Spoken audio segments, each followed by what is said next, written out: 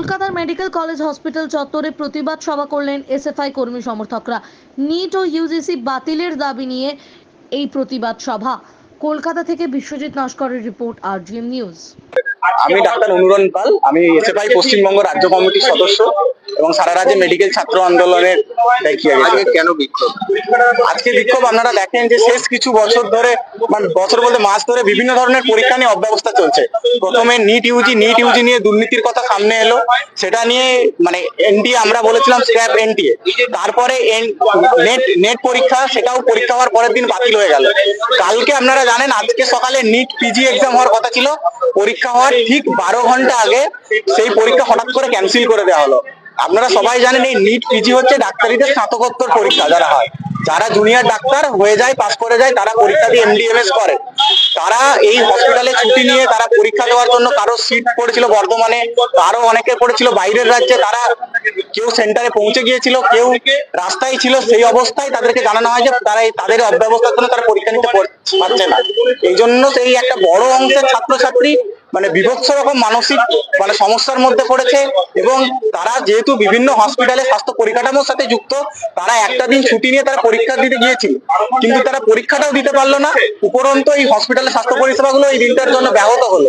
তো এই বিরুদ্ধে আমরা প্রতিবাদ করছি। আমরা মনে করছি কেন্দ্রীয় সরকারের নিয়ন্ত্রণাধীন যতগুলো পরীক্ষা নিয়ামক সংস্থা আছে, কোনোটি দুর্নীতিমুক্ত নয় এবং কোনোটি যোগ্য নয় পরীক্ষা নেওয়ার ক্ষেত্রে।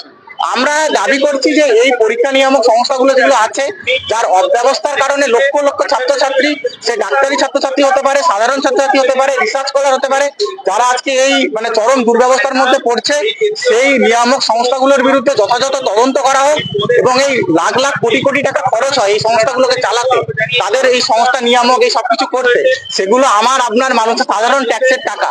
সেই ট্যাক্সের টাকায় যখন এই নিয়ামক সংস্থাগুলো চলে, তাদের এই মানে তাদের যে মানে কি বলবো, এই মানে দুর্নীতির কারণে যখন এই পুরো সিস্টেমটা ভেঙে পড়েছে, এই দায় অবশ্যই দেশের শিক্ষামন্ত্রীকে নিতে হবে এবং এই সংস্থাগুলোকে নিতে হবে, তাদের বিরুদ্ধে তদন্ত করতে হবে এবং শিক্ষামন্ত্রী অবিলম্বে পদক্ষেপ চাইছি আমরা। পরীক্ষা হয়ে ইউজি নিয়ে আমরা বলছি, যখন নিট ইউজি হয়েছিল তখন থেকে আমরা দুর্নীতির আশঙ্কা করেছিলাম। তারপর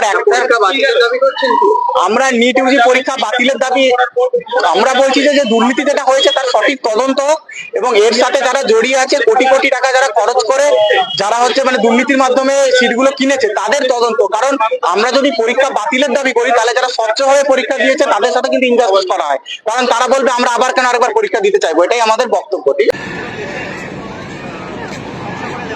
আছে।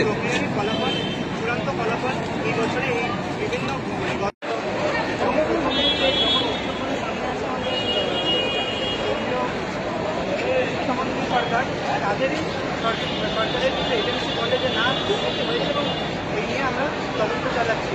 এবং কিছুদিন আগে মানে বিভিন্ন আন্দোলনের পর আমরা